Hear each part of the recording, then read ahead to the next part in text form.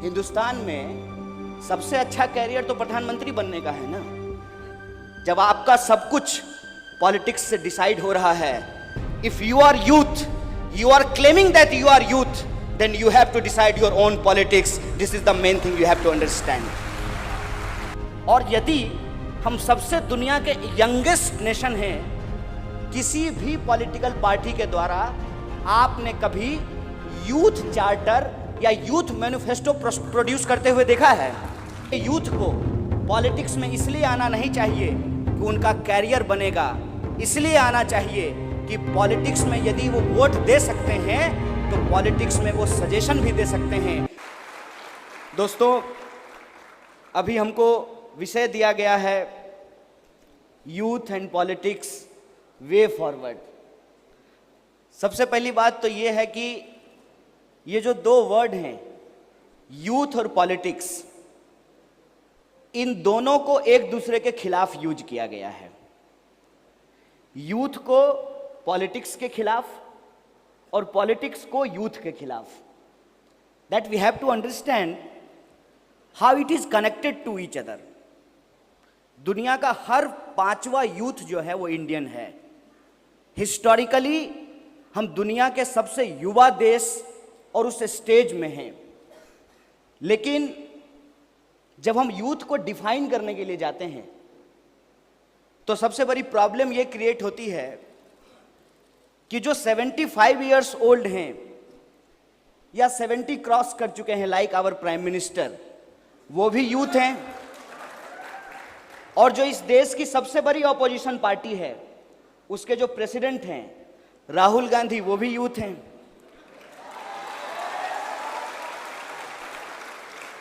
And I don't deny it, मैं इसको deny नहीं करता हूं। मैं इसलिए डिनाई नहीं करता हूं कि अंग्रेजी का एक पॉपुलर फ्रेज है, age is number, young is feeling. तो यूथ कौन है, इसको सिर्फ एज के साथ नहीं डिफाइन किया जा सकता है। सवाल यह है कि जब एज के साथ नहीं डिफाइन किया जा सकता है तो फिर वो कौन सी चीज है जो यूथ को डिफाइन कर सकता है।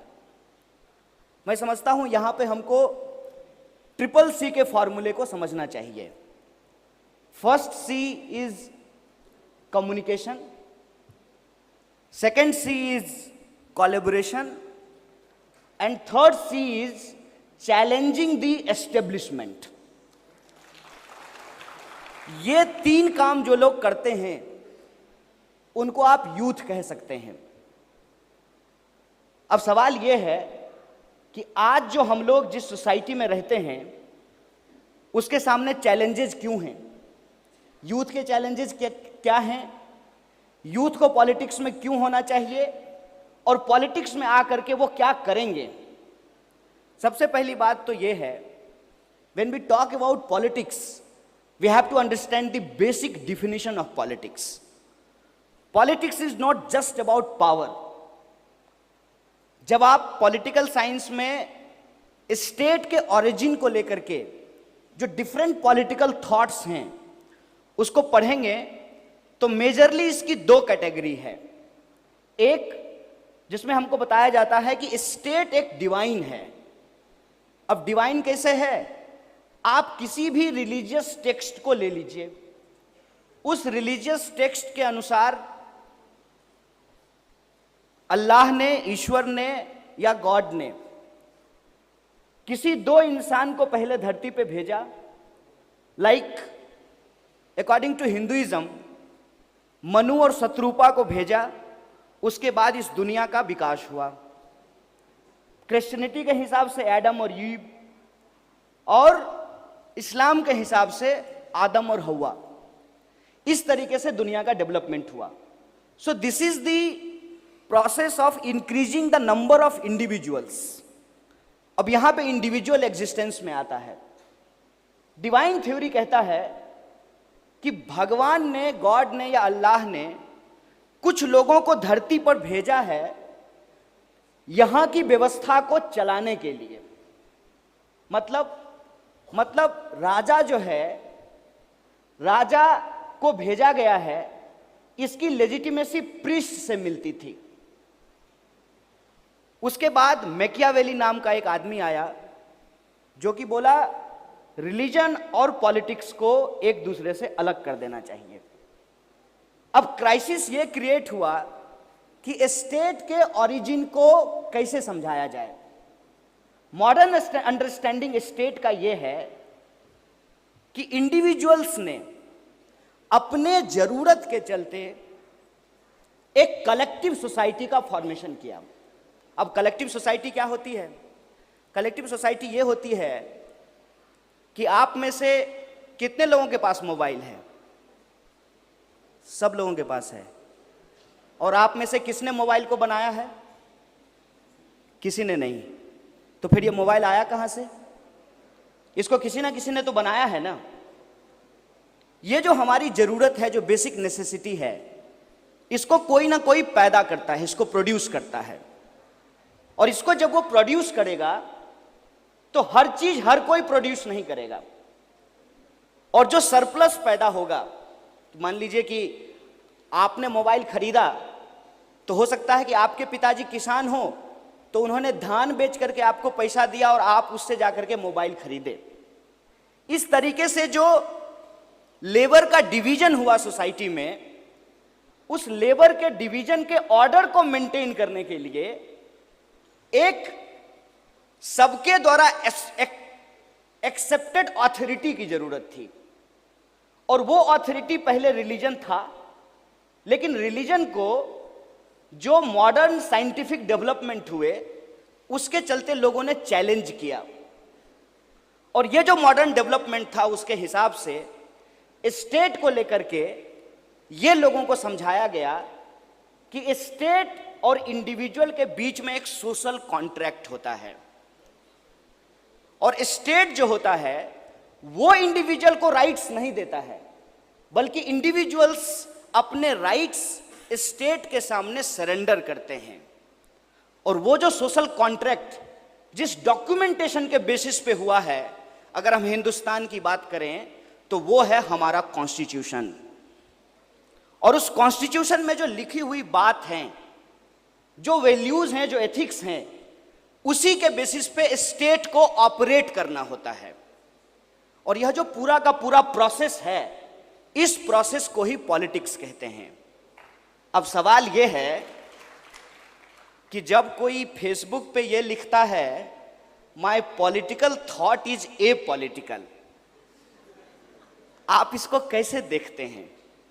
अभी बॉलीवुड के एक पॉपुलर एक्टर ने कहा, oh you know I am very busy and I am a political kind of person. How can be a person sustain as a political person in the society? इस साजिश को आपको समझना पड़ेगा, इस कॉन्स्पिरेसी को आपको समझना पड़ेगा कि जब हम मॉडर्न स्टेट में रह रहे हैं तो कोई इंडिविजुअल, चाहे वो पॉलिटिक्स से इंटरेस्टेड हो या ना हो, उसके जीवन से जुड़ी हुई तमाम चीजें पॉलिटिक्स के थ्रू ही डिसाइड होगी।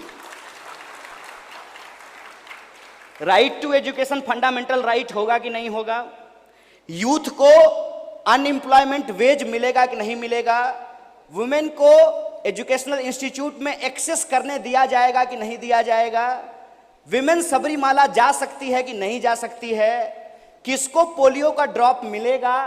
कितना मिनिमम वेज होगा? सड़क कितनी चौड़ी होगी? विधानसभा में, लेजिस्लेटिव असेंबली में लेजिस्लेटिव काउंसिल होगा कि नहीं होगा? अपर हाउस होगा कि लोअर हाउस होगा? इंटायर पॉलिसी फ्रेमवर्क जो है वो पॉलिटिक्स के थ्रू ही डिसाइड होता है। जब इंटायर पॉलिटिकल फ्रेमवर्क सोसाइटी और स्टेट का पॉलिटिक्स के थ्रू डिसाइड होता है, I think here the role of youth comes. जब आपका सब कुछ पॉलिटिक्स से डिसाइड हो रहा है, if you are youth, you are claiming that you are youth, then you have to decide your own politics. This is the main thing you have to understand. But we have to understand another thing, कि ऐसी कौन सी बात है कि हमको politics में जाने से डिस्करेज किया जाता है। अब एक बात बताइए, हिंदुस्तान में सबसे अच्छा कैरियर तो प्रधानमंत्री बनने का है ना। पूछिए क्यों? कि अगर आप यूपीएससी करेंगे तो ज्यादा से ज्यादा क्या होंगे? आप पर्सनल सेक्रेटरी बनेंगे प्रधानमंत्री के। अगर आप इंजीनियर बनेंगे तो ज्यादा से ज्यादा क्या करेंगे? आप प्रधानमंत्री का ट्विटर हैंडल चलाएंगे। अगर आप बिजनेसमैन बनेंगे तो ज्यादा से ज्यादा क्या करेंगे? आप प्रधानमंत्री के पीठ पे हाथ रखेंगे। तो जब पॉलिटिक्स में इतना अच्छा कैरियर है तो पॉलिटिक्स में लोगों को डिस्करेज क्यों किया जाता है? अब इस पॉइंट को समझिए। आप में से बहुत सारे लोग क्रिकेट को देखते होंगे। वैसे भी देखिएगा, क्योंकि आजकल हिंदुस्तान की पॉलिटिक्स क्रिकेट से ही डिसाइड होती है। लेकिन आप में से बहुत सारे लोगों ने जब क्रिकेट खेलना शुरू किया होगा तो यह नहीं सोचा होगा कि आप सचिन तेंदुलकर बन जाएंगे। लेकिन फिर भी आप क्रिकेट को लेकर के तो नहीं कहते हैं कि मैं ए क्रिकेट हूं, जैसे आप ए पॉलिटिकल कहते हैं। आप क्रिकेट देखते हैं, आप क्रिकेट खेलते हैं, और आपको यह भी मालूम है कि क्रिकेट सबके लिए कैरियर नहीं हो सकता है, फिर भी आप उसके को लेकर के निगेटिव नहीं है। लेकिन पॉलिटिक्स को लेकर के क्यों है? अब एक बात आप यहां समझ जाइए कि स्टेट के ओरिजिन को लेकर के जो डिवाइन थ्योरी है, यदि आप उसमें बिलीव नहीं करते हैं तब आपको समझना पड़ेगा कि इस पॉलिटिकल प्रोसेस को किस तरीके से डिस्टर्ब किया गया है।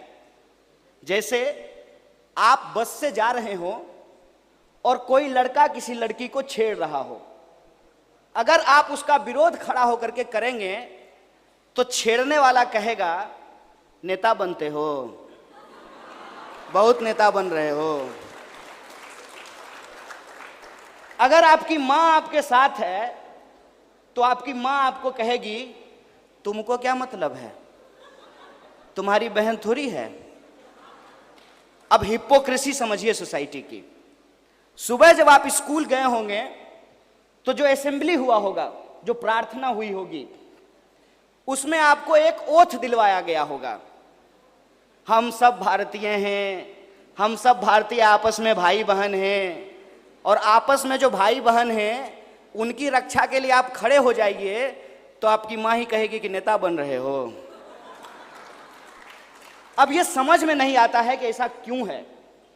इसको समझिए कि जिस पॉलिटिकल सिस्टम में हम लोग रह रहे हैं उसको डेमोक्रेसी कहते हैं। अब यहां एक इंटरेस्टिंग बात समझना है। आप सारे लोग स्टूडेंट हैं, कुछ दिन के बाद आप जॉब लेने के लिए अपना सीवी बनाइएगा, तो सीवी किसी का देखिएगा ना तो ऐसा लगेगा कि आप पॉजिटिविटी से नहा लिए हैं। वो इंसान चाहे जैसा भी हो, लेकिन उस सीवी में इतनी पॉजिटिविटी होती है, इतनी मिठास होती है कि आपको पढ़ करके डायबिटीज भी हो सकता है। उसमें एक और कॉलम होता है, एक कॉलम होता है what is negative about you. ये जो what is negative about you होता है, उसमें भी जो लोग लिखता है वो भी पॉजिटिव बात ही लिखता है। इंडियन सोसाइटी की हिपोक्रेसी यहीं पे समझ में आती है। और मैं भारत को ब्लेम नहीं कर रहा हूं, मैं अपनी सोसाइटी के ऊपर सवाल इसलिए खड़ा करता हूं क्योंकि डेमोक्रेसी को जिंदा रखने के लिए सवाल पूछना बहुत जरूरी होता है। हम ये क्लेम करते हैं, जो कि फैक्ट भी है, कि हम दुनिया के सबसे यंग नेशन हैं और दुनिया की सबसे लार्जेस्ट डेमोक्रेसी है। और इस लार्जेस्ट डेमोक्रेसी में जो हमारा इलेक्टोरल प्रोसेस है, ऑल्दो वो इलेक्टोरल प्रोसेस बहुत खतरनाक है, first past the post system. और इस first past the post system में यह होता है कि मेजॉरिटी की गवर्नमेंट नहीं बनती है, माइनॉरिटी की गवर्नमेंट बनती है। But who is our prime minister? नहीं, नाम ले सकते हैं, कोई दिक्कत नहीं है, वोल्डेमॉर्ट नहीं है, you can take his name. मैं ये कह रहा हूं कि ये जो इलेक्टोरल प्रोसेस है, इस प्रोसेस के अलावे कोई भी डेमोक्रेसी को सोसाइटी के डिफरेंट स्फीयर में समझने के लिए तैयार नहीं है। Democracy is not just about casting your vote. और आप देखेंगे कभी इलेक्शन आया है, रेडियो मिर्ची पे, रेड एफएम पे, एफएम गोल्ड पे, टेलीविजन पे, अखबार में, सब जगह करोड़ों रुपए का बजट बनाया जाएगा इलेक्शन कमीशन के द्वारा। आपको इनकरेज किया जाएगा कि आप वोट दीजिए, आप 5 साल में एक बार वोट दे दीजिए, लेकिन बाकी साल आप पॉलिटिकल मत रहिए, ये आपको समझाया जाएगा। अगर हम किसी को वोट देंगे तो उसको वोट देने का बेसिस क्या होगा? क्या हमको उस पार्टी की आइडियोलॉजी के बारे में बताया जाता है? वो पार्टी यदि सरकार में रही है तो उसने क्या काम किया है उसके बारे में बताया जाता है? क्या इस देश में सबसे इंपॉर्टेंट चीज जो है इलेक्शन का, किसी भी पार्टी का मैनिफेस्टो, उस पर कोई डिस्कशन होता है? और यदि हम सबसे दुनिया के यंगेस्ट नेशन हैं, किसी भी पॉलिटिकल पार्टी के द्वारा आपने कभी यूथ चार्टर या यूथ मैनिफेस्टो प्रोड्यूस करते हुए देखा है? क्यों नहीं देखा है? अब ये इंटरेस्टिंग बात है। आपको मालूम है कि सचिन तेंदुलकर बहुत अच्छा प्लेयर हैं, लेकिन सचिन तेंदुलकर रिटायर हो गए ना, उनकी जगह पे कौन आए हैं? विराट कोहली। विराट कोहली के चचा तो नहीं है सचिन तेंदुलकर, मौसा भी नहीं है, फूफा भी नहीं है। तो क्रिकेट में एक नया आदमी, थोड़ा बहुत लेन देन वहां भी चलता है, हम इस बात को हम नहीं डिनाई कर रहे हैं, लेकिन फिर भी यदि आप अच्छे क्रिकेटर हैं तो आपको क्रिकेट में एंट्री हो सकती है। सिनेमा में भी, अब देखिए अभिषेक बच्चन अमिताभ बच्चन की तरह हो पाए क्या? नहीं हो पाए ना। उनसे ज्यादा अच्छा एक्टर कौन हो गया? नवाजुद्दीन सिद्दीकी। और नवाजुद्दीन सिद्दीकी जो है, उसके पिताजी सिनेमा में नहीं थे, उसके पिताजी वो बिग बी नहीं थे। अब पॉइंट ये है कि पॉलिटिक्स में आप में से कोई भी यह बात सोच पाता है क्या कि नए लोगों को एंट्री होगी? इसीलिए पॉलिटिक्स एक ऐसा सिस्टम बन गया है जिसमें आप सिर्फ और सिर्फ वोटर हैं, आप पॉलिसी मेकर नहीं हो सकते हैं। और ये जो पॉलिटिक्स का क्राइसिस है, उसको हमको समझना पड़ेगा कि ये क्यों है। ये इसलिए है कि इस पार्टिसिपेटरी डेमोक्रेसी को प्रोसीजरल डेमोक्रेसी में कन्वर्ट कर देने की एक कॉन्स्पिरेसी चल रही है। और ये जो प्रोसीजरल डेमोक्रेसी है, उसमें हम सिर्फ और सिर्फ वोट करेंगे, हम सरकार से सवाल नहीं पूछ सकते हैं, हम सिर्फ और सिर्फ पॉलिटिकल पार्टी की रैलियों में जाएंगे, हम पॉलिसी फ्रेमवर्क नहीं कर सकते हैं, हम नेताजी के लिए इनकलाब जिंदाबाद लगाएंगे, लेकिन हम पार्लियामेंट में नहीं खड़ा हो सकते हैं। ये हमारे वक्त का पॉलिटिकल क्राइसिस है। सो आई टोल्ड यू कि यूथ होने का क्या मतलब है। यूथ होने का मतलब यह है कि आपको आपके आसपास में जो चीजें घट रही है उससे आपको फर्क पड़ना चाहिए। और जब आपको फर्क पड़ता है तो आपको अपने जैसे लोगों से बातचीत करना चाहिए। That is the communication, the basic point of democracy. और दूसरा, जब हमारे जैसे लोग हमको मिलना शुरू हो जाएं तो हमको उनके साथ कोलैबोरेट करना चाहिए।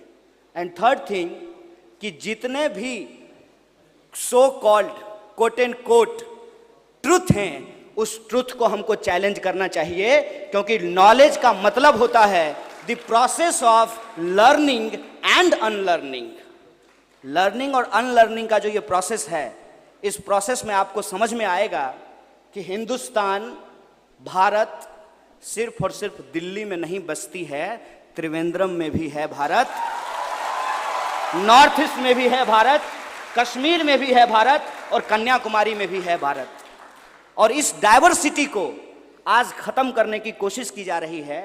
इसीलिए यूथ को पॉलिटिक्स में इसलिए आना नहीं चाहिए कि उनका कैरियर बनेगा, इसलिए आना चाहिए कि पॉलिटिक्स में यदि वो वोट दे सकते हैं तो पॉलिटिक्स में वो सजेशन भी दे सकते हैं और उनका सजेशन पॉलिटिक्स में सुना जाए और जो इंटरेस्टेड हैं पॉलिटिक्स में उनको पॉलिटिक्स में एंट्री दी जाए। इस तरीके का माहौल हमको पैदा करना पड़ेगा। और आज आपके हाथ में जो एक टूल है कम्युनिकेशन का, मोबाइल, उसमें आपको मिस इन्फॉर्मेशन को काउंटर करते हुए सही इन्फॉर्मेशन को आगे बढ़ते हुए इस नेशन बिल्डिंग के प्रोसेस में डाइवर्सिटी को प्रोटेक्ट करते हुए, हिंदुस्तान के फंडामेंटल राइट को प्रोटेक्ट करते हुए, और इस प्रोटेक्ट करने की जो लड़ाई है उसके चलते आपको जेल में भी जाना पड़ सकता है, आपके ऊपर गोली भी चल सकती है, आपको मारा भी जा सकता है। लेकिन आप एक बात को सोचिएगा कि अगर भगत सिंह भी जब अपने कॉलेज में थे तो यही सोचते कि हम अंग्रेज के खिलाफ बोलेंगे तो हम जेल चले जाएंगे, हमको फांसी हो जाएगी, तो भगत सिंह रेवोल्यूशन के लिए नहीं आए होते। और हम तो आपसे रेवोल्यूशन का डिमांड भी नहीं कर रहे हैं, हम तो सिर्फ और सिर्फ आपको अपने कॉन्स्टिट्यूशनल राइट को लेकर के अवेयर होने के लिए, कॉन्स्टिट्यूशनलिज्म को आगे बढ़ाने के लिए और कॉन्स्टिट्यूशनल फ्रेमवर्क के अंतर्गत डेमोक्रेसी को स्ट्रेंथन करने की बात कर रहे हैं। इसीलिए आप सब लोग इस स्टूडेंट पार्लियामेंट में शामिल हुए हैं। मैं आपका तहे दिल से शुक्रिया अदा करता हूं और ऑर्गेनाइजर को शुक्रिया कहते हुए अपनी बात को खत्म करता हूं। शुक्रिया। इनकलाब जिंदाबाद।